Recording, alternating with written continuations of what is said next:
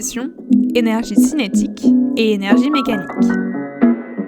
L'énergie d'un corps est sa capacité à produire une action.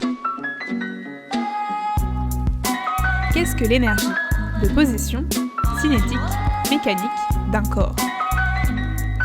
Énergie de position. De quoi dépend l'énergie de position? Premièrement, étudions les empreintes formées dans le sable par 3 balles. Une balle de ping-pong, une balle de tennis et une balle de golf. De masses différentes, de volumes identiques, lâchées d'une même hauteur. Balles lâchées d'une même hauteur. Empreintes formées par les 3 balles lâchées d'une même hauteur. L'énergie de position d'un corps dépend de sa masse. Le poids d'un corps dépend de sa masse, de l'intensité de pesanteur G du lieu où il se trouve. L'énergie de position d'un corps dépend donc de sa masse et de l'intensité de pesanteur G. Étudions maintenant les balles lâchées de 3 hauteurs.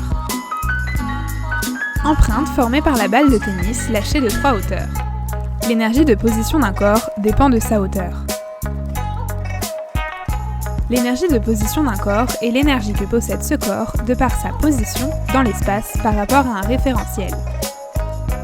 L'énergie de position d'un corps dépend de sa masse, m, l'intensité de pesanteur G, sa hauteur h. L'expression de l'énergie de position est EP égale mgh. Énergie cinétique. De quoi dépend l'énergie cinétique? Étudions les chronophotographies des 3 balles lâchées de 1,5 m de hauteur. Pour les 3 balles, au cours de la chute, la distance parcourue pendant des intervalles de temps égaux augmente, donc la vitesse augmente. Mais plus la masse de la balle est grande, plus la vitesse augmente. L'énergie cinétique d'un corps est l'énergie que possède ce corps du fait de son mouvement par rapport à un référentiel. L'énergie cinétique d'un corps dépend de sa masse, sa vitesse. L'expression de l'énergie cinétique est EC égale 1/2 de mv². Énergie mécanique.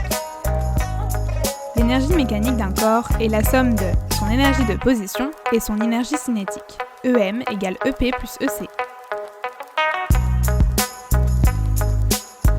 Au cours de sa chute, la balle perd de l'énergie de position, sa hauteur diminue, gagne de l'énergie cinétique, sa vitesse augmente.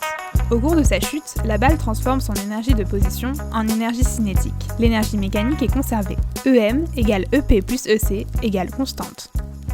C'est l'énergie cinétique acquise au cours de sa chute qui va permettre à la balle d'exercer une action sur le sable, laissant ainsi une empreinte.